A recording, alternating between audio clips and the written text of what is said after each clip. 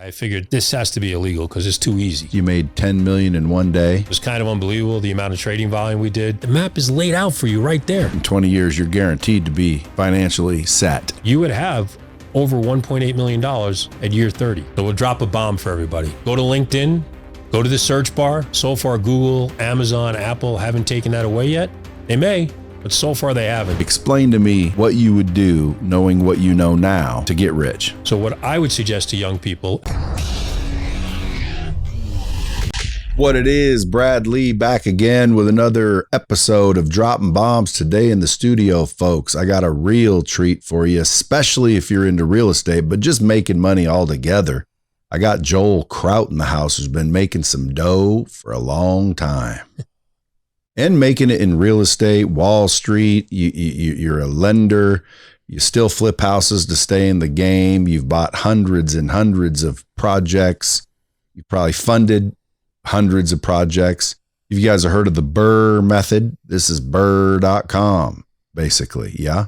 Yes, sir. Joel Kraut. Now, we were talking earlier, so I got a little excited when you were talking about, you started out on Wall Street.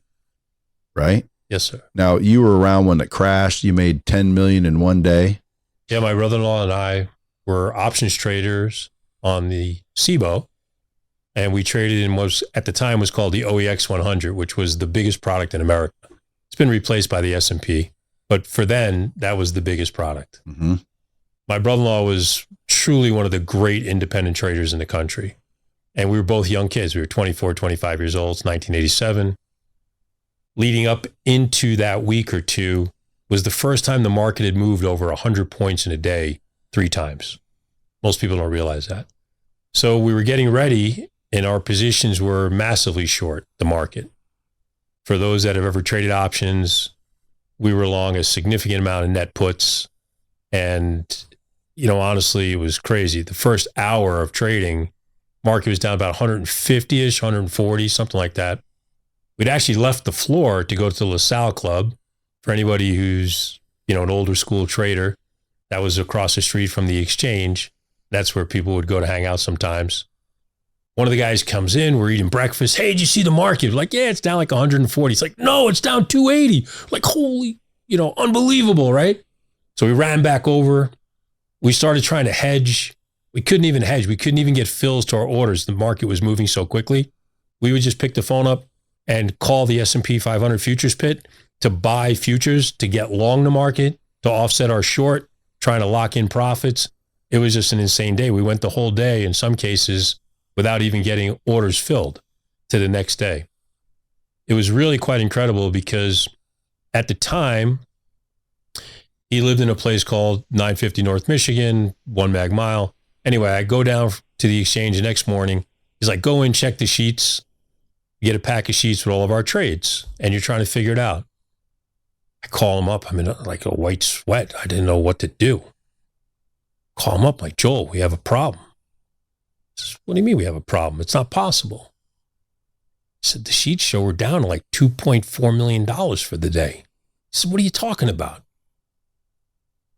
took about 2 hours for the clearing firms to figure out that the options price before the decimal had never been 3 digits before. So if we owned an option that was trading at 104, on the sheets, the computer only picked up 04 and dropped it all off. So millions of dollars have been dropped off. So we went from like -24 to like +11. And Joel was actually written up in the Barron's options column, the options traders column that weekend. We had done some really amazing things over time. I'd mentioned to you off camera. We had actually he'd started a business where we actually rented the badges from other people, and we would get their trades on the public retail automatic execution system, which at the time was commonly known as RAISE to the people inside. But for the outside people around the country listening, think about what city you're in now. If you wanted to put in an order to trade an option, you'd have to go to where that exchange trades it. So you'd probably go to your TD Bank branch or your Ameritrade, whatever it was, Scott Trading at the time. They put the order in, it goes and gets cycled to either New York or Chicago. If it's going to Chicago, it's coming to either the Chicago Board Options Exchange or the Chicago Merc. And we're taking the opposite side of that, guaranteed for you as the public. You're going to be either selling on the bid or buying on the offer. And we're trying to capture that spread by providing you liquidity, and we guarantee the trade. So we had 74 people's names and badges. It was kind of unbelievable, the amount of trading volume we did. We used to have an intern. He would just give us the tickets, and then I would count up the deltas off the tickets, meaning how long or short we were based off those trades, and we would just hedge it away without really giving consideration to the price. But because we were constantly buying on the bid and the offer, that price spread was always making us money. He was really the first guy to do that. He'd gotten permission through the exchanges to do it. He'd figured it out and skinned the cat, and it was really quite amazing. Some of the people were just renting their badges, using that money towards their kids' college funds, whatever, and they had no risk, and they were getting paid. So it was really an arbitrage for all of us. How did you learn how to trade to begin with? Great question. People ask me that all the time over the years because trading is like this enigma or mystical thing. Truthfully, really uneventful. There's a book called Options as a Strategic Investment. My brother-in-law put me in a chair. I showed up in Chicago. I spent a month reading the book, gave me a couple of quizzes, and then he put me on a badge. So I had the unusual luck of sort of marrying into that. And then he just held me accountable for it. He kept me in the undangerous part of the pit, which means I was trading in the outside months, which weren't quite as active and didn't move quite as fast. So that way he could really keep tabs on a daily basis of what I was doing. And that gave me the opportunity to learn some as well, while he was really the master in the front end of the pit. Are you still in trading? I'm not trading anymore. No, we haven't traded in quite a while, unfortunately. I'd say around 2006, the market started to really change in terms of technology. The amount of leverage we have to use to do the same thing we were doing had grown so dramatically. All the black box operations that were out there, trading, algorithms and whatnot, it just made it impossible for me as an individual to compete anymore. And I'd already owned part of a real estate building development company. We've been doing that since about 2001. And I decided at that point that I would just, work full time there and just keep raising money for us as we did other developments and keep buying rental properties and leveraging them. And for me, that was fun. I liked it. So which one was more exciting? Obviously trading. Trading was unbelievable. I mean, I got to go places and do things, and it was crazy. I mean, I had breakfast with Gerald Ford when he was a president at the exchange as an exchange member. And I was on British broadcast TV, just going through hand signals with people.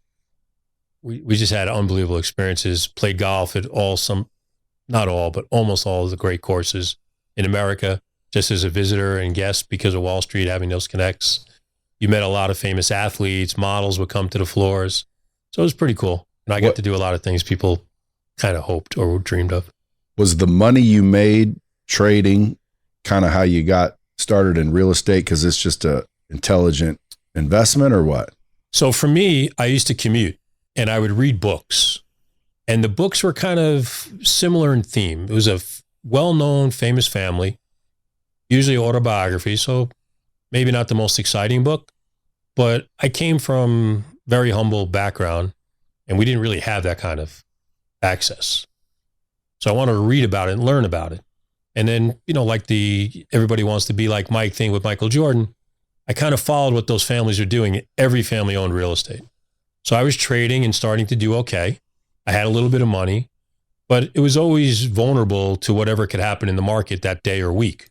We were traders, not investors. Very long-term thinking for us was 1, 2, 3 days. That was long-term. So it's very different than what a lot of people are doing with their personal reserves. So I started to have the opportunity through the lady who sold me my first property, being my primary residence in New Jersey when I moved from New York. She must have had a deal fall apart. Little condominium, bought it for either $72,000, $74,000, something like that. Put a tenant in it. She did everything for me. So that was my first investment property. She must have had the deal fall apart. She knew I had the money. She came to me and asked me if I would go forward and buy it. I'm like, sure, as long as you could help me do everything. Absolutely. And that's what we did. She was really helpful. About a year later, a young lady comes along. To this day, whenever I'm speaking places, I still say she's the smartest mortgage rep I've ever met. She figured out back then, all mortgages are recorded instruments, right? I'm a neophyte. I don't even realize that. She comes to me in my office one day. She says, "Hey, my name is Maria. Mr. Kraut, I think you have a lot of equity in your property. I'm getting nervous. Like, how could you even know? It doesn't dawn on me that they're all publicly recorded. So I think we could refinance your house, your condo unit that you own with the tenant in it. We get you all your money back and then some more money in your hand. You still own it. You still get the net cash flow and you still have positive equity." So being a Wall Street guy, I figured this has to be illegal because it's too easy, right? How could it be that simple? That doesn't make sense to me. How could they let people do that? I call my friend Mindy, the real estate agent. I said, "Look, please don't laugh at me. I got this person here who's telling me this story." And of course, my friend starts laughing. Of course, it's legal. So what I thought was so ingenious about Maria was, instead of being a usual mortgage rep of going after Brad and Joel when we're going to buy our primary residences once every 5 years, she went to the public records and saw where the Brad or the Joel owned more than one mortgage. And when it got to month 10, she started to come solicit us. Because back then, it had to be 12 months in a day before a bank would cash you out at full market value.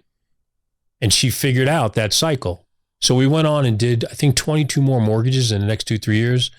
And lo and behold, 20 years later, our company, BRRRR.com, but I had done my first BRRRR type of loan back in 1996, 97 with Maria.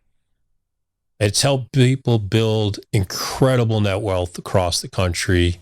I mean, some people that you've been involved with in real estate have used this type of methodology to either bring in partner capital, use their own capital for the initial down payments, get the property up and running, add some value to it, do the cash out refis, get all their money back out, keep doing the next property and the next property. Some people have bought hundreds and hundreds of properties that way across America, creating wealth that they never even dreamed possible. Well, why do you think there's so many people that don't participate? I mean, because everyone I talk to, including, a lot of big names, they make it sound so easy, but yet nobody, or not nobody, but like the majority never does it. And it's supposedly like easy. Is it easy? I think it's easy once you're committed. But like you know, and you see and you experience and what you just described to me, most people are kind of interested in anything. They're not really committed. And once you make that commitment and you stop getting lost in the noise in your own head, and you come to people like you for what you're really skilled at and learn and get the knowledge you need to make it easy, then it comes down to execution. Some people will always be afraid and never step out over that line. But once you do that first time, everything changes. You know, it took me going through tremendous hardships in 08, 9, etc. One of my good friends, one of my lifelong friends now at this point, we're 20 plus years deep in our friendship. One of the things that I love about him and always respected him and do respect him for, he never took my nonsense. He never listened to me. There was no opportunity to woe is me bullshit coming out of that. And he kept his foot on my neck and demanded that I kept executing in something I understood well. And that gave me the opportunity to make a comeback. You know, had I quit like most people do, you know, you deal with salespeople all the time. They make 2 calls. Oh, I'm a failure. This sucks. It's the people that are making calls 6, 7, 8 to the same person, bringing some value to them. Even if I just say, Brad, in this section of the country, this is how it works. Maybe Brad didn't know that. Hey, that guy's okay, right? He helped me with something that I can use on stage somewhere else now. I've learned that way going across America. It's helped me immeasurably sound much more intelligent, much more well-researched, and honestly helped me make money. If you started out right now, let's say you were a dipshit your whole life and your Uncle Chuck died and left you 50 G's. That's all you got. Okay. And by the way, you still work at your dipshit job, but you got 50 G's sitting in the bank. Explain to me what you would do knowing what you know now to get rich? Well, first off, everyone defines rich differently. You know, I've been in events where we go around the room and there's 25 people, people introduce themselves and tell you for them what rich means. For some, it's been as low as if I could create $1,500 more a month in passive income, that would set me free. Other people, you know, someone will blurt out the ridiculous, $100 million I want to make in the next 3 years. They have no plan, no strategy. It's a ridiculous thing and it throws off the whole room. But other people will say, look, Brad, I want to make $3 million over the next 5 years. Here's how I see it going for 90 days, 180, 1 year. Now you could take somebody like that and really help them harness those strategies and execute. So what I would suggest to young people everywhere, while you're in college even, 1, get credit. Start to establish your credit history. 2, get some money. Take some money. What's money? You said we have $50,000 to start. Yeah, is that enough? It's more than enough. Take, at a starting point, $500 a month, only $500 a month, put in the S&P 500 index every month, though, for at least 10 years. Then you can stop if you want, and you'll look down at year 30. If you started this at 21, you're now 51 years old, and you're right. You're going to have $1.8 or plus million in your account based on compound interest, based on past experience of what the markets have done. That includes years and periods when the market's gone down. Regardless of where you're from, what your educational background is, you can do that. We're not talking about needing all 50,000 at once. I would also suggest, because companies like Amazon, Google, Apple haven't taken it away yet, I'm still a believer in real estate investment as a long-term vehicle for growth and wealth. And also, we get to have all the richest people in the country that are fighting with the government all the time about taxation. I get to use the same tax strategies they do, except I don't have to pay to fight the government to do it. I can write off their coattails and buy something as simple as a single family, put a tenant in it, let it appreciate over time. There's no guarantee it'll appreciate that year. That's okay. You don't have to quit your job. You can keep saving money from the job, keep putting it to work, and slowly build. You know, in the book that I wrote, the talks that I've given all over the country, we talk about the 7 steps to freedom. Keep it really simple. Sometimes we're behind a big player. They get up on stage, they talk about these really huge things, and, you know, honestly, like 90% of the room is lost, right? Especially if it's that first time at a big event. No, we try to really slow it down for people. If you could buy 1 house per year, one. If you told everybody what you did, I buy houses that need some work for cash, we close fast, right? The joke, if it smells like pee, it's for me, you know, type of thing when you're telling agents what you're looking for. 1 house per year for 7 years. You can get loans from people like us at BRRRR Loans, and other companies like us, which require no tax returns, no personal income verification. As long as you don't have an IRS lien, we can lend to you. As long as you have the capital to put into the deal, we lend to you. You can, instead of amortizing that loan for 30 years, amortize it for 20. And now every year, at year 20 forward, you're giving yourself a birthday gift of a free and clear property that most likely has doubled in value based on historical performance. That's cash flowing, I don't know. I think we both agree, no matter where you are in America, 20 years from now, could there really be a rent below $2,500 a month? Seems almost impossible, right? So if you had 7 over time, that's $17,500 a month of cash flow to you. Yes, it doesn't make you an uber millionaire, but you've doubled the value of the properties. You got your S&P 500 thing moving for you, and you have cash flow, and you're not dependent on anybody. Because the worst thing that I see when I travel, I wouldn't invite anybody to think about this, because we go through these stores, we go through restaurants, and we don't really think about it, but we're exposed to it. A lot of times we're busy. I go to lunch at 4 o'clock in the afternoon to a local diner. The person serving me, 75 years old. They look a lot like me. It didn't used to be that way. And I know they never went to sleep dreaming one day to be 75, 78 years old, carrying trays in a diner to support themselves. We want to focus on really simple strategies. You said start out with 50,000. Let's say you have 50 grand. Yeah. What would you do? I would do the two things that I just mentioned. I'd do the S&P 500 trick. That's basically Simple 500 a month. 500 a month. That's 6,000 a year. For 10 years, that's 60 grand. You can keep going and really compound gigantically.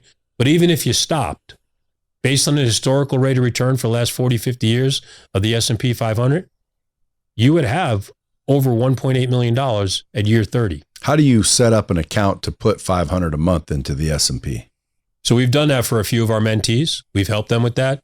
You can call Vanguard, Fidelity, Charles Schwab, E-Trade. They'll take you even if you're tiny? Yes. Because 500 is relatively dinky to them, isn't Absolutely. But you'd be surprised how many millions of $500 clients they have. And over time, you grow, and then they introduce you to their higher net wealth platform once you get through $100,000 of investment, and you start to meet people who can help you accelerate. So that's true. So a guy at my level, would I do 5 or 50 grand a month? Wouldn't it be the same except you have to do what you're comfortable with and setting a plan up. But is there a percentage though? Yes. I would gear to taking 10% of my net earnings and doing that with it. So if at the end of the month I say, hey man, I made $13,000, take 1,300. Yep. Pre-tax? Yes. Chuck it. Yes. Just be consistent. Don't stop. Don't listen to all the people say, well, what do you think? Look what happened the last 4 months with the tariffs, Trump. Everybody's scared. We're still making new highs, right? I don't know when it's going to go down or when it's going to go up. But if you're not consistent, you leave yourself exposed. And none of us want to look back, woulda, coulda, shoulda, right? Your 3 best friends we all joke about. But if you just did it, you would have the end result. So being consistent is crucial. And again, that takes discipline. And that's where it comes back to, are you interested or are you really committed? If you're really committed, you can change your life quick. Is there any way that we can get it accelerated here? Like there's no get rich quick that you know of? I grew up in a different environment than a lot of people. And there's always that guy who tells you, give me 10,000, I'll give you back 100. Usually you get 100, not 100,000. Or you can't even find them and get your 100. So being consistent, are there ways to accelerate it? Yes. But to me, is there a way to hit that home run automatic? No.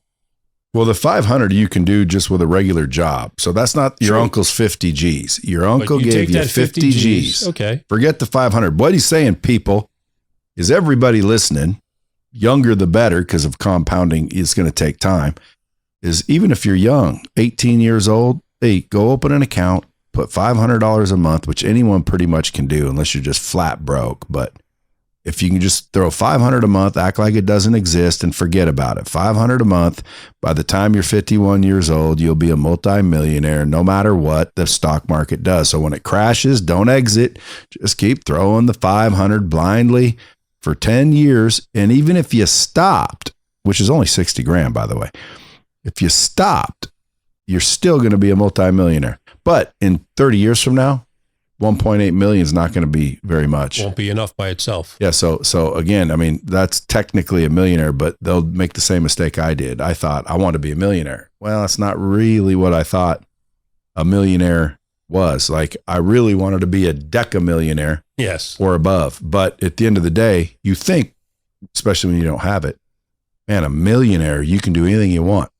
Not really. Well, you can think of it this way. You ain't flying private on $1 million a year. Well, if you learn how to use your points well, you can, but points, not points. Sorry. That's on first class. Yeah. First class. No, Sorry. Private. But the goal's flying private, Joe. If you do, yes, we have a lot of clients who do that on the net jets and whatnot. Dude, flying private truly is first class. Yeah, it's a game changer. The first class, at least here in the United States, is not first class. It's just better than coach. It's not first class at all. You're still standing in them stupid ass lines. Yeah. You're still freaking going through the metal detectors with these TSA jerks that have zero customer service skills. And it's just not first class at all. If you got to walk through the airport, it's not first class at all. You want to fly private if you can. Absolutely. And that's first class. To me, combining the S&P 500 with real estate and then learning advanced techniques to accelerate on the S&P 500, something as simple as writing covered calls over it can greatly enhance and multiply your rate of return annually. So you could take something where you're trying to average 9% annually and accelerate that into the 20, 30, 40, 50% annually range, right? With a covered call strategy. Okay, so here's an example of what I mean. So you heard of tax liens. Sure. We've invested in those before. Yeah, but they give you almost a guaranteed 15 to 25% by law. Very rare are you going to get dicked in that category. So I'm thinking, if I got 50 grand and I don't have anything immediate, I'm going to go pay 50 grand in tax liens. And I'm going to at least get back at the end of the year. I don't no longer have 50. Now my uncle's money is turned into frickin' 75. Well, the only problem, I love that strategy. Let me say that. I personally bought tax liens previously. Highly illiquid is one issue for people in life. And two, when you finally see how the liens work at lien auctions, if any of you have ever been, you've had this experience as well. There are larger groups that come. JP Morgan Chase is an example of one. MD SAS is another. And they're there and they're buying the liens down to 0% interest and sometimes even negative. That's the part in the textbook they leave out. So although the state of Nevada, what's the guaranteed rate? I don't know in Nevada, say for the lien, but say it's 10% as an argument piece. You may go to the auction and the big player is going to bid that down to 0. But you don't have to go to an auction. You can go down to the county window and just pay the lien. You can after they've already been through the auctions. In almost every place, they're selling them at auction first, either online or in person, because the municipalities need all the money up front to be able to run the fire department, the police department, schools, etc. So they need to get that bulk in fast. But you're right. There are some leftover liens, usually the least desirable, but not always. Sometimes things fall through the cracks. So you do your homework. There are plenty of people out there. I give you an example. A friend of mine buys the liens you're talking about at the window. They are usually odd-shaped infill lots at developments. Somebody will then resell the deli. What do I mean by that? They'll advertise it out. Maybe they bought the lien for $3,500, $3,000. They'll offer you 7-year owner financing, maybe $8,000, $10,000. With $3,500 down. Bingo. Then when the person craps out, after payment 8, they resell the deli again, doing the same thing. Those people have taken that strategy to a beautiful level that they don't talk about out loud a lot because they're really killing it. Yeah. Most people want to buy that lien and they're only thinking in their head, I want to get that house. I want to get that house. Yes, that's a huge spread, huge opportunity, but it's very rare. Yeah, it's like only a couple 1% of the time. Yeah, a very small percent. Yeah, but I wouldn't do it for that. I'd do it for the percentage that I'm guaranteed, because the way I was explained, I buy the lien. Let's say the guy doesn't pay me back, because that's who needs to, plus interest, that guaranteed interest, right? Backed by law, by the way. That's the best part. They don't pay me back. Well, then 9 times out of 10, the bank has the option to pay me, because if the bank doesn't pay me, well, then the house is mine, which is rare because the bank will pay you. They're not going to lose their equity in that deal. But if you look at across the board, like, why would I put $500 in the S&P for 10 years? Why wouldn't I use this 50 to crank out some quicker? So now I have 500, and then 500 turns into 5 million, and then 5 million turns into this. And I agree with the 500. Like, everyone should just be doing that. Matter of fact, I'm going to start doing that. I'm going to do, let's say, 5,000. Okay. But that's the same as the 500. So understood. I'm going to start doing it. By the end of this week, I'm going to go do that. Because, dude, I've never invested in stocks or any index funds. People are like, what? I'm like, bro, I've always thought it was an inside game. And if you ain't on the inside, stay out. You know, as a trader for a long time, I would recommend to individuals not to buy individual stocks, but to buy indexes. Yeah. Where like, you're not dependent like Vanguard. Right. You're not dependent on any one thing. The exchange traded fund market, ETFs, can give you an excellent exposure opportunity if you think the technology sector is going to be good for the next decade, the banking sector, housing sector, whatever sector you like and you believe in. This way you're not buying the wrong company in the right sector and you don't go anywhere with it, right? And now you're all frustrated. You give up. You don't keep with your automated investment plan, and you look down 8 years from now and lost time, and you're so frustrated with yourself. This way you can stay away from that. But I'm a believer in rounding the portfolio out and doing each one of the things you were talking about. The tax lien thing is a beautiful thing too. You have to really understand it. There's a lot of nuances to it. When people get noticed, a lot of those liens immediately get paid. And in some counties around the country, if you pay off in the first 90 days, there's a 5% premium you have to pay to redeem. So these big companies that are bidding the liens down to zero, remember, it's a money management game to them. If they can do it big enough and they get paid a 5% return in the first 90 days and they annualize it out because they can do it large enough, that's a huge rate of return for them on, to your point, a guaranteed instrument. That's 20%. Right. If they can do that, that is an awesome trade for them. And they can always raise money for those funds internally because, to your point, you have a homeowner who wants to pay, a bank, if they're involved with a mortgage, who's going to get their mortgage usurped, right? Wiped out by the tax lien. So the banks are there to pay for you. See, people don't realize that either. They don't realize that the county, all the rules set up a long time ago was based on the king. Absolutely. And the king took your house, and he didn't care who owed money on it. So what people don't realize is the county is the king. So when the county says to the bank, you want to pay this gentleman who they made a deal with, by the way, like, you're not making a deal with the homeowner that owes the tax lien. You're making a deal with the freaking state and the county. So the county says, hey, guy didn't pay you. No problem. Bank, you want to pay it? Bank slips through the crack because they're so big. They forget. Doesn't matter. The county snatches that house, gives it to you free and clear. And as you put, usurps the bank. Now, the bank is just shit out of luck. 100%. In which case, they just write it off and go, damn it, and might bitch at someone in records that didn't. Somebody gets fired, basically. Yeah, but that's it. And you get a house for free. Yeah. Now, not for free, but for that amount. For whatever you paid for the lien. Yeah, so like, I hope someone doesn't pay me back. People have to realize, you need to own 2 consecutive years to be able to go through the tax lien foreclosure process. Again, there's what does that mean? You got to own it for 2 years? You have to own 2 consecutive years liens to be able to then approach to try to go foreclose it out.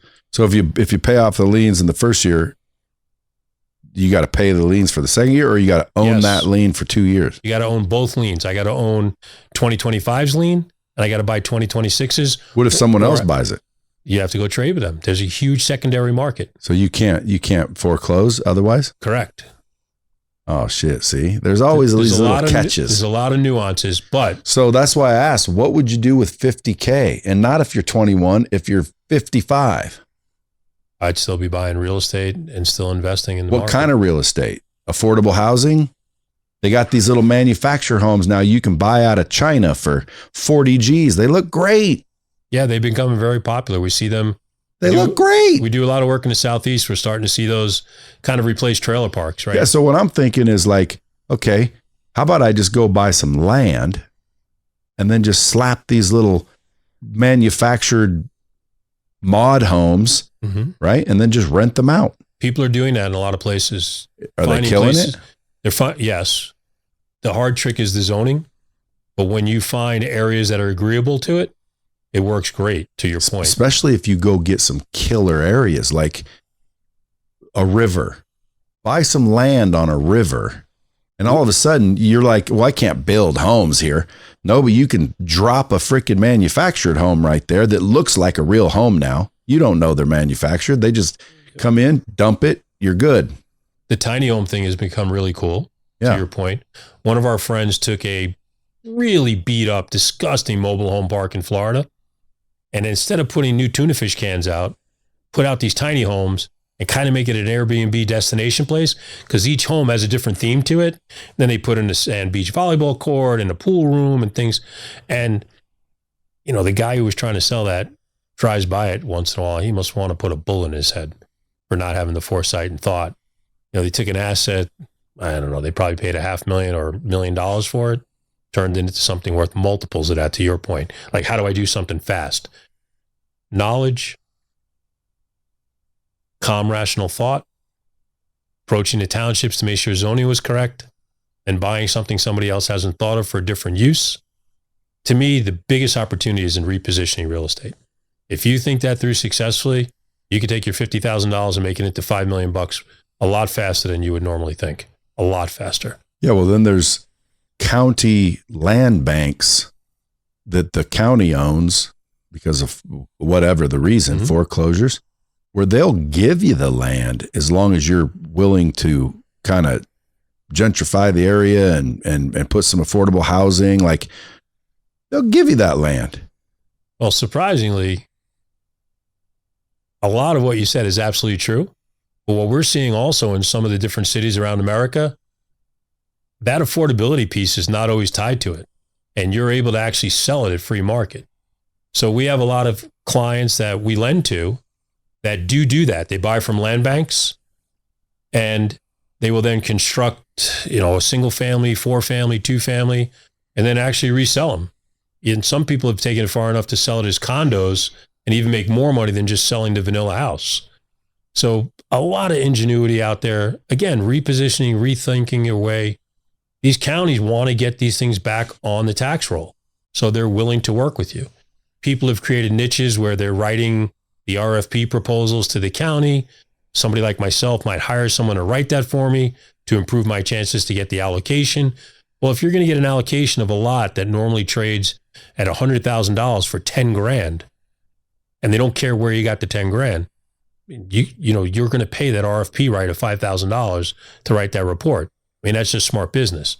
But again, to your points, questions, ideas, there's so many creative ways that are out there, so many niches.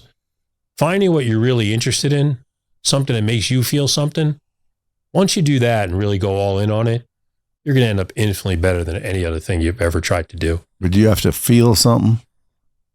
Because this is one of the reasons I'm not as far into real estate as I wanted to be, is because I don't really have any feelings towards it. What I want to do, give 50, sign some paperwork, get a huge tax write-off, go paint, put in better lighting, and put some grass in the park that used to be a shit box. Right. And then raise rent $40. And all of a sudden, I just have equity in that property. Wait however long I need to wait, get my 50 back, plus another 400 or 500, and now go do it again. Yeah, I think people have been doing that a lot the last 10 years. It ain't working anymore? I think right now that market's cooled off a bit. But if you're a person who is in well or doesn't have that type of legacy issue, and you were fortunate enough and unfortunately, somebody passed away in your family and somebody slugged you with 100,000 or 250 from inheritance, these next 2-3 years could be fantastic for you opportunity-wise. See, again, that's what I want the audience to hear. Because there's a lot of people listening. They got money. They just don't know what to do with it. Yeah. So what would you do if you got 250 in the bank and we're in the times we are right now? For me, I would definitely be looking for situations, right? Unfortunately, a lot of people think of real estate as real estate. But one of the things I like to ask audiences when I'm talking to them, how many people have ever had a problem in their life? Everyone's hand goes up in the room, right? How many people have ever solved a problem? Some of the hands go down, a couple of comedians, but most people have dealt with that. Now you're just going to attach real estate to it. So what do I mean? You want to go find something where somebody needs to sell it, something happened health-wise, there's a mortgage problem, they lost a job, what have you, to give you an opportunity to create a solution for somebody, getting them out of a problem, which then gives you an opportunity to enter at a good price. The last 10 years, up until about 2 years ago, so let's say 8 of the last 10 years, it's kind of been the flag waving environment where everything just went up, right? And it didn't really matter how well you bought it, but now it does. If you've bought in Austin, Texas in the last 2 years, you're not up right now. You might even be down. So now, so before, I don't want to interrupt, but I don't want to forget. So take a guy that's been syndicating like a Cardone or some of these syndications. Are they screwed? Because I talked to Grant the other day. He said, that's absolutely false, and he is not screwed. Said his rent roll's still going, everything's still rolling. But I've heard you and multiple people say, oh, anybody that overpaid screwed. And it's like, how? If the cash flow is still coming. Well, the cash flow is still coming for the people who bought well. Well, regardless of what you paid, your cash flow is still your cash flow. Yeah, but your rate of return to your investors is being squeezed dramatically. A lot of the models that were out there for people who bought late in the game, they include big roll-ups in the rents. And right now across America, it's tough, if not almost impossible in most markets, to raise the rent 7% anymore. $40, yes. But that's not 7% in most markets. You and I both know that.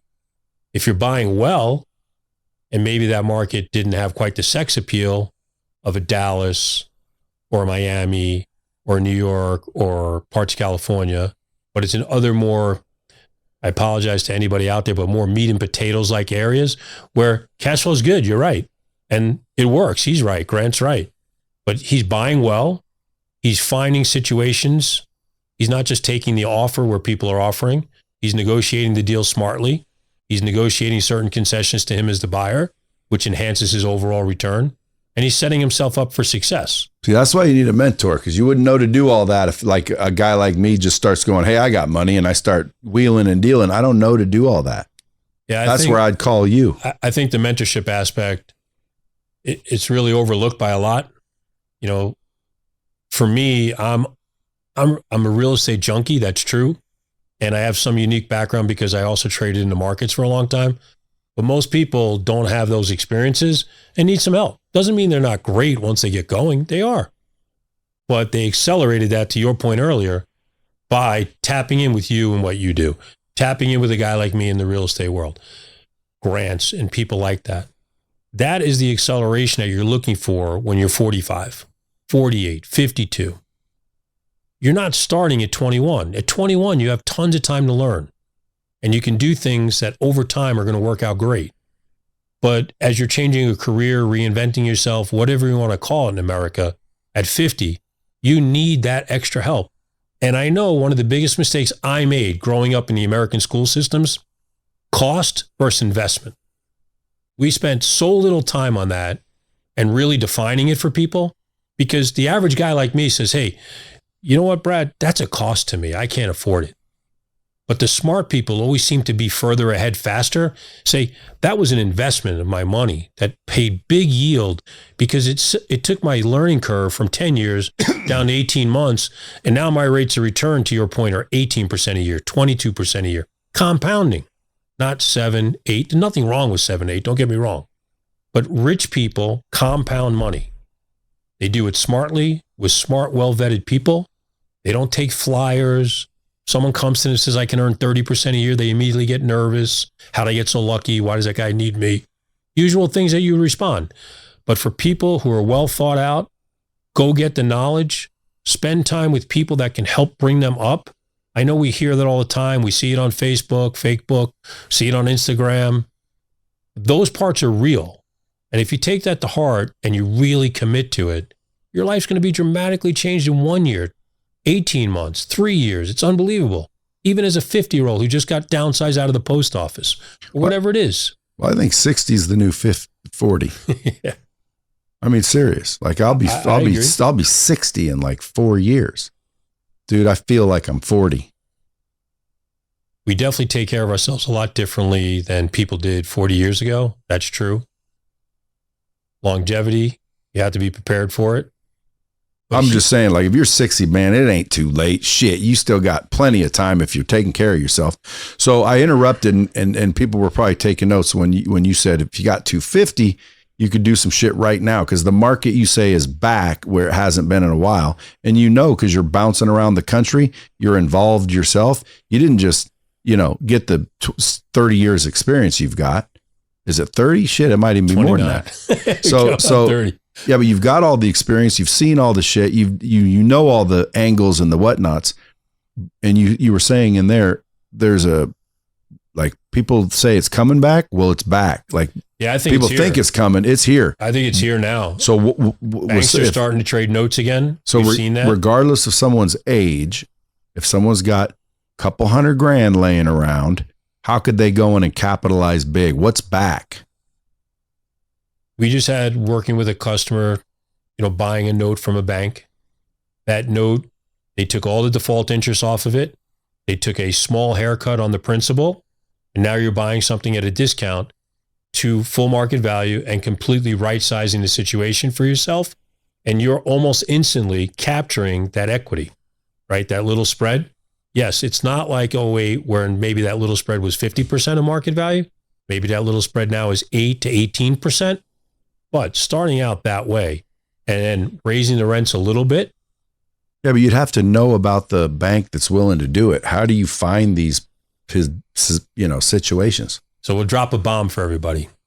Everyone's used to LinkedIn at this point. Go to LinkedIn, go to the search bar, special asset manager. They will all come up. You'll probably find 25 instantly. Those people, the people you're trying to get to, that manage the real estate own book for the various banks and institutions. Now, if you reach out to them and you say, hi, my name is Joel, and I invest in this sector, in this area. If they show you something there and you make an offer, you must truly be prepared to close, or else they'll blackball you. They all talk to each other. So you don't want to do that. But that is a very easy way at no cost to you. Everyone has a computer or a phone. You can get on LinkedIn. You can find special asset manager, the person that was always hidden before all this technology made all this information available to us at the touch of a finger. And you can instantly, no matter how rich, you have 250, you have 100, they don't know.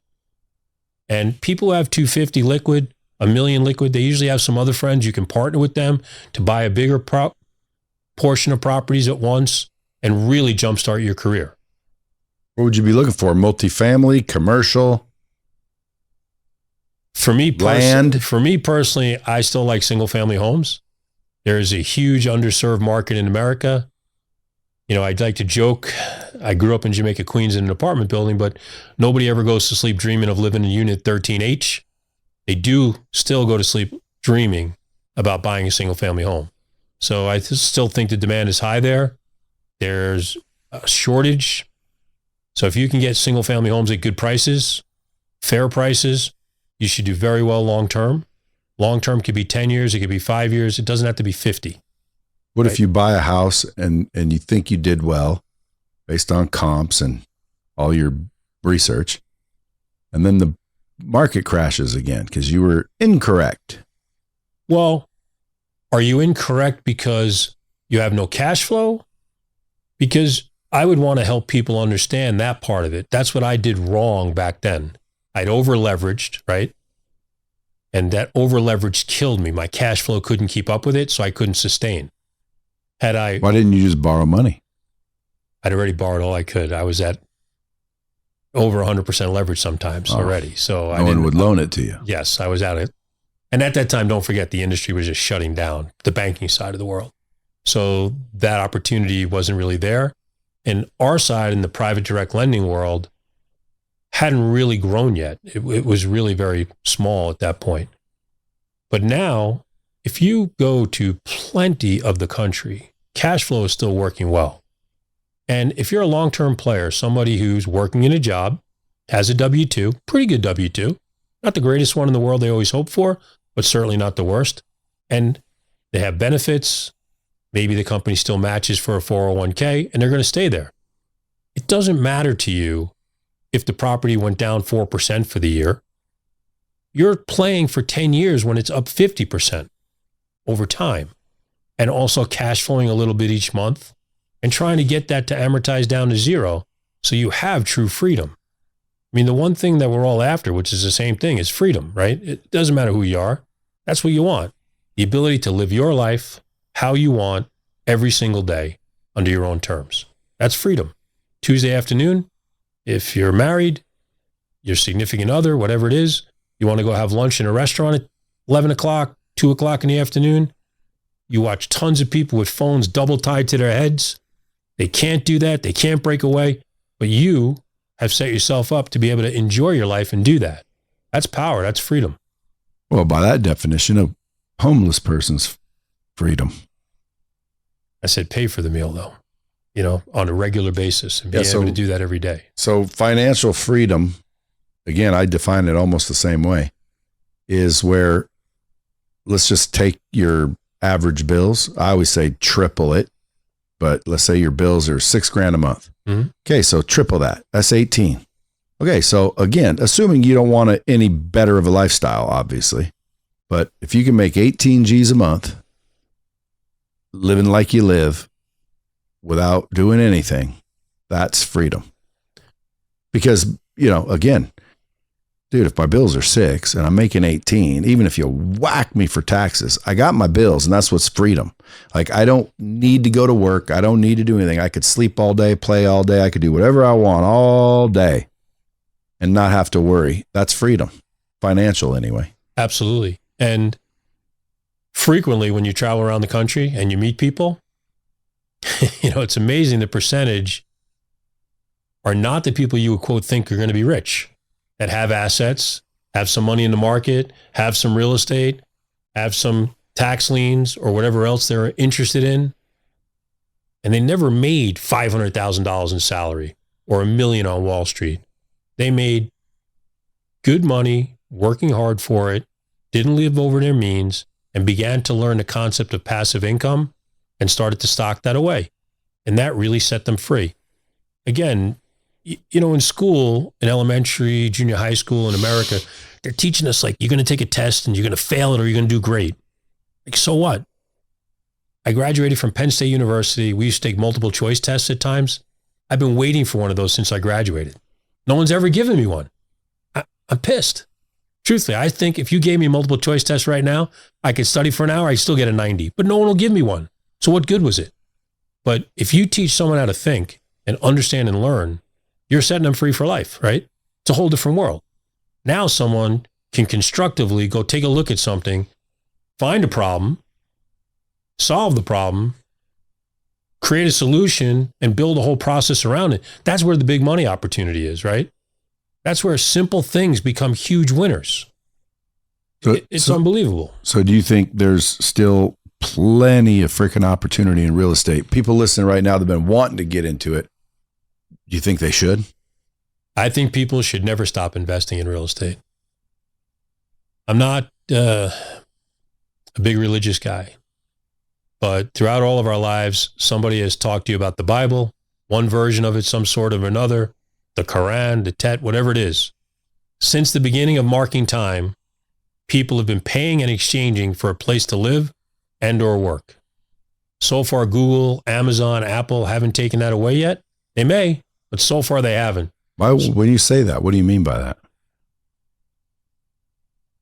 Over 2,000, 5,000, 7,000 years, people have paid for a way to live, place to live, right? Yeah, but how's Google going to take it away? I don't know. They'll invent something. They're taking away so many different things. Well, it'd be BlackRock that does the taking because they're buying it all up. Well, they're buying it all up, but they're buying some. But I think people look at that and it's really overglorified in the media. I mean, if you look around the country, about 40% of houses, plus or minus 1 or 2%, are owned free and clear.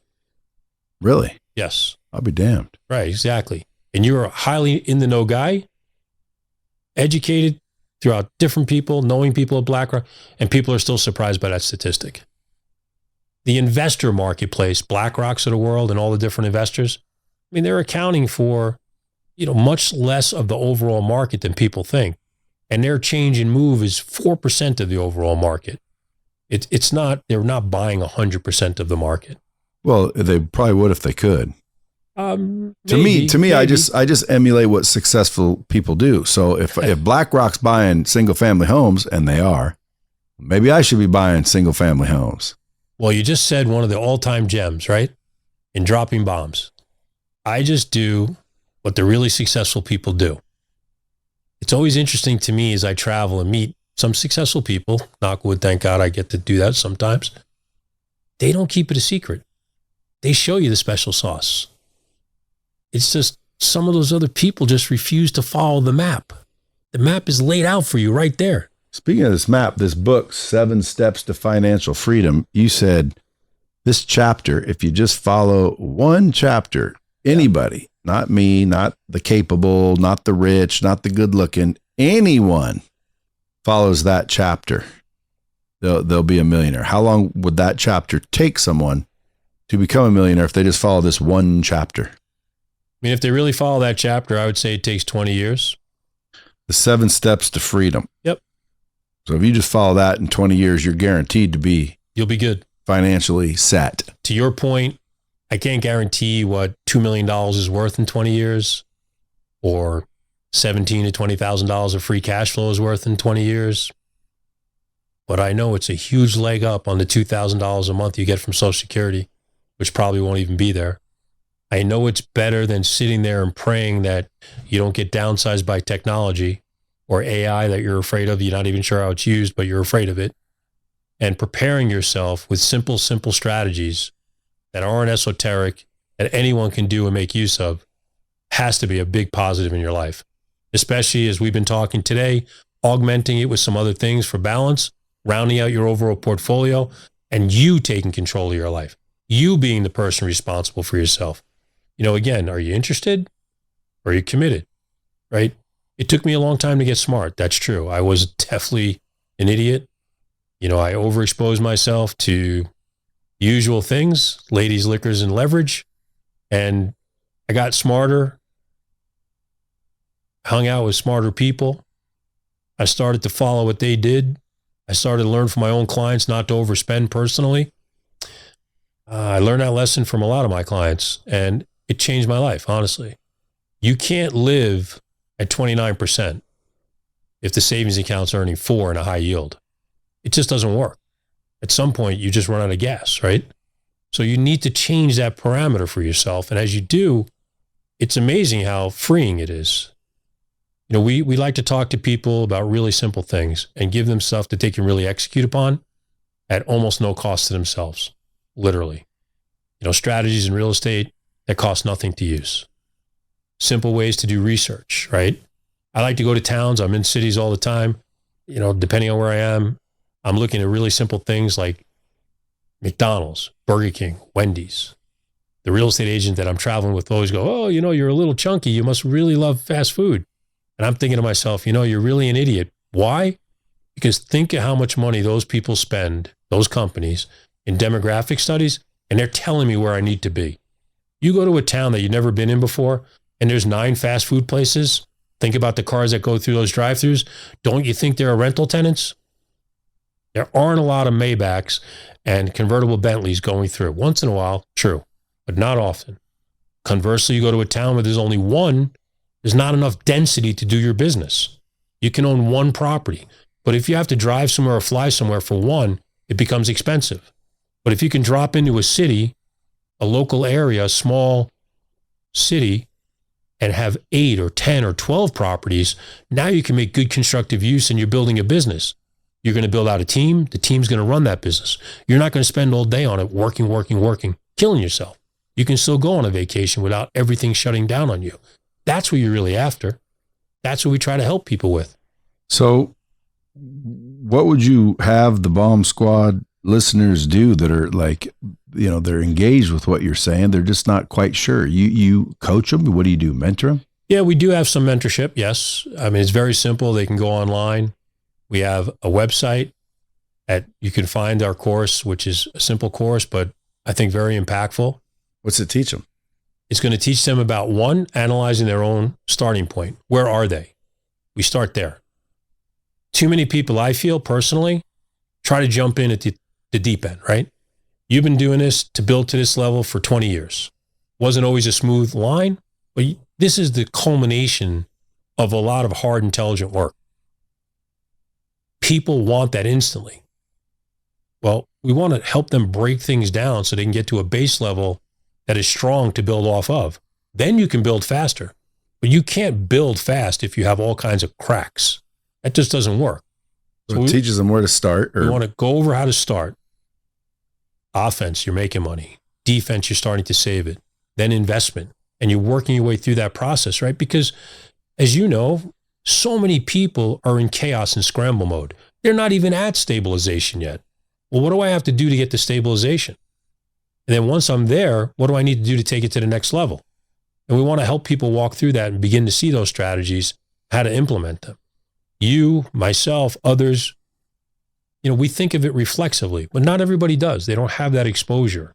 It took me a long time to understand that some of the things that we would talk about normally, you and I maybe off camera, isn't what everyone's talking about all day. We get jaded. Yes. And it can be very helpful to them. One of the most incredible phone calls ever gotten was after I first saw you live at Jake and Gino's in Orlando, Florida. And right behind that, we went to Bigger Pockets. Then a day or two later, I spoke at the Southwest Florida RIA, and I had the opportunity to speak. And we were talking about business credit and how to clean up your credit and what to do. And there was a woman in the audience. I had no idea. But she called me 6 months later, and she was crying on the phone. She had taught herself through what I'd gone over with her how to get rid of her credit card debt. And she was a single mom, and she felt just overweighted and chained, and she could never get anywhere. And it was $800 a month. That, to her, set her free. So you never know the impact you're having. What I took for granted, she really jumped in on, and she'd never been exposed to before. And that's why we have to keep doing it. We have to keep helping people in that manner. It has much more impact than you really think or feel immediately. You never know how it's long-term, where it's helping people. Why is that important to you, though? Well, today I'm wearing a shirt, "You Are Enough," and some people see that. And it's really about suicide. For me, one, I got to make a personal comeback. I had ex-wives, I had kids, I had mortgages, and I just thought you had to work hard no matter what and dig in and do it. But not everybody reacts that way. Some people reacted very differently and harshly and long-lasting impacts. And for me, I had a personal friend just about 75 to 90 days ago take his life over money. He got himself in too deep and couldn't think clearly. We tried to help him, and he just couldn't see clearly. So, yeah, but I don't get people like that. Yeah, I don't understand. It's like, dude, either. Worst case scenario, what happens? You're broke. So what? And what's crazy is people think I'm just saying that. Well, that's easy for you to say. I remember being broke. Okay. It wasn't that bad. Because again, look, I had resources right here. I had skills, and I had the ability to continue. Now, I can think of reasons why I might start thinking, hey man, that's enough for me. But it's not going to be money based. Why do people allow no money to be such a depressive agent when in reality you're the reason you have no money 9 times out of 10. It's not the environment you're in. It's the mindset and the belief system and the limitations that you're putting on yourself. How do you know? How do you take these people that were dirt poor and now they're incredibly wealthy?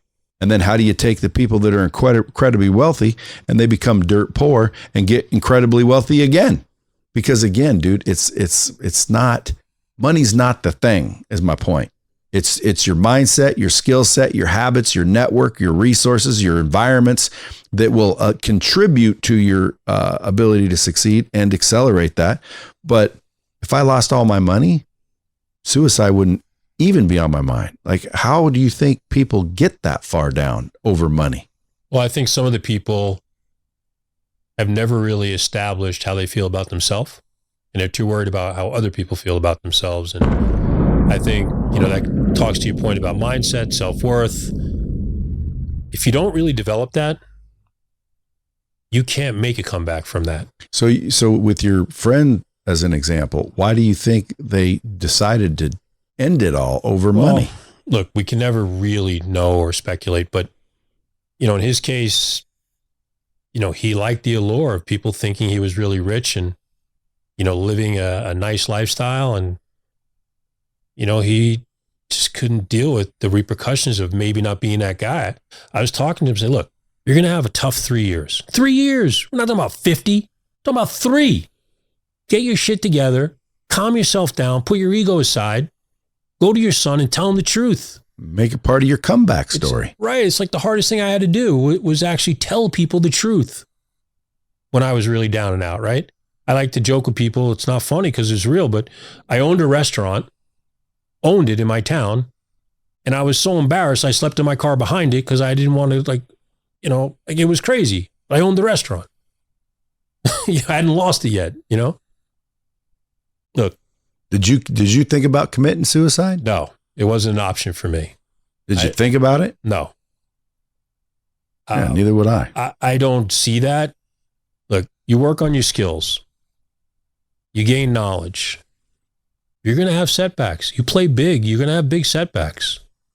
I mean, I owned 140 properties. You don't have like a little ouch when it ouches, right? That's like the whole roll of Band-Aids and bandages and everything's going to go all at once. But that doesn't mean you got stupid. I didn't determine to have major banks go out of business. Yes, I was overexposed myself. That's true. That was bad planning on my side. But it got accelerated to a degree that, only happens once every like 75 years in a super cycle. People talk about cycles and perspective. They have no perspective.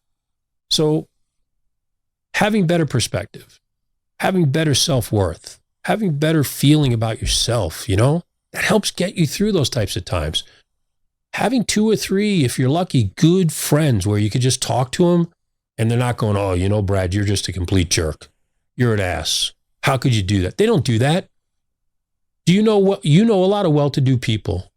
They're trying to pull you up if you show interest. They're not slapping you down. Right? The old cliche, what is it? There's always more room at the top. Yeah, the bottom is packed. Why would you listen to those people? I had a business friend came to us about 2 years ago, kind of down on his luck. I liked the guy. And he was really honest and told us he just needed help. Could we give him a job? So we did. We had him come in. He'd spent 10 years since I knew him in the old job. He came in with a keyboard in front of him, and he went like this, one finger at a time typing. He'd done nothing to improve his own skills for 10 years and was so upset. When are you going to take some personal responsibility for that? Right? I mean, when does that magic finally happen? When you're at that point? When the pain, yep. Unfortunately, when you're at that point. You got to reach that tipping point in life, right? For me, ex-wives, kids, mortgages, utilities going shut off. That was a tipping point. I just decided I had enough of my own nonsense. I wasn't going to take any more shortcuts because I was a shortcut guy back then. Fast money, we're going to accelerate and, play crap, so to speak, but in real life, and we crapped out big. And I was embarrassed for myself, my kids, more importantly, that they had to go through that. So doing something in a positive light on a consistent basis now with people and helping them is really important to me. So where do people get that help, Joel? If someone's smart enough to realize what I do, which is, damn, this dude knows his shit. That's a real opportunity and mentorship. Where would they go? Well, they can find me on the internet. That's pretty easy. On Instagram, we're at BRRRR_loans. You can find me at 7stepsff.com. So 7, like the number, steps with an S, frankfrank.com. That's pretty easy. You can see our course there. You can connect with me. Our book's on Amazon. If you're an audiobook person, 99 cents. If you don't get 99 cents worth, please never talk to me again. But all kidding aside, in the course we have 4 or 5 bonus chapters with some people, not quite Brad, but like Brad's of the world, where it's a unique opportunity to hear and learn from them that you don't normally get in a day-to-day. One of the gentlemen, which I really loved in particular, is about building businesses, where he has actually started from scratch, found a problem, built businesses, processes, and then that got paid as someone bought his company, which is, for many of us, our dream shot, right? You put 10, 15 years in hard work, and then you turn around, you can sell your company for a few $1 million, $5 million, $10 million, whatever it is, and then do your thing, right? Whatever that you determine. Some guys go play pickleball, some guy goes to the Riviera, whatever it is, but you can do it. To me, that's invaluable. Another friend of mine sat down with me. He was kind enough. He's a pretty well-known speaker, author around the country. And he travels talking about raising private capital. For many of us, even in the real estate business, that's still a scary thing. They'd rather go to me, the hard money lender, because it's easy. No one's kind of trying to figure out who you are personally. And people, that mystique about going to Brad and talking to Brad about the project and then really just at some point having to ask Brad if he'd put $100,000 in, it's hard for people. They don't truly understand the value they're bringing. They don't understand how to present that properly. And they don't realize how valuable that $99 a month tool that they have in their hand is and how much money's in that tool. Their phone is invaluable to them, but they don't understand that. They don't think that way. And my friend Dan really broke it down for us for a half hour that way, which was really cool, I thought. Having exposure to people like that, learning something like we did today, if you want to buy real estate owned by banks, go to LinkedIn, connect with special asset managers, and they're there. What about community? You got any communities? I don't have one yet, but I would like to create one. Yeah, you got to start one. Yeah, I'd like to do that. I think it would be fun. Not only that, if you're really serious about helping people, they'll pour into communities until they realize you're full of shit or not. So if you have a community where you're just, hey, Joel, what do you think about this? And then, Right. they didn't have to do anything. They didn't have to buy anything, but now they get exposed to you and your network. And it's like, oh, this guy is the real deal. Well, I think being exposed to your network, right? That's huge. We should get a community. Yeah, I need to do that. Well, dude, I appreciate you coming in. I'm going to read your book. I'm going to give you my number so we can chit chat. That'd be good. You can mentor me. I need to get caught up, but I appreciate you coming in. Folks, you can find the guy. And by the way, if you need loans, BRRRR-style.com. Yep, BRRRR.com. If you're already in real estate and if you're in real estate, you already know this dude knows his shit. Reach out, get some money from him. He knows projects. You got a good project, dude. He'll loan you the money for it. If you don't have any money, well, then again, dude, I would start paying attention because I think. Well, we can definitely teach and help you with creative ways to change that for yourself. Folks, other than that, go buy his book, 7 Steps to Financial Freedom. It's on Amazon, all the places. Joel Kraut, everyone. Appreciate you coming, buddy. Thank you very much for having me on today. Till next time, keep it real. Absolutely.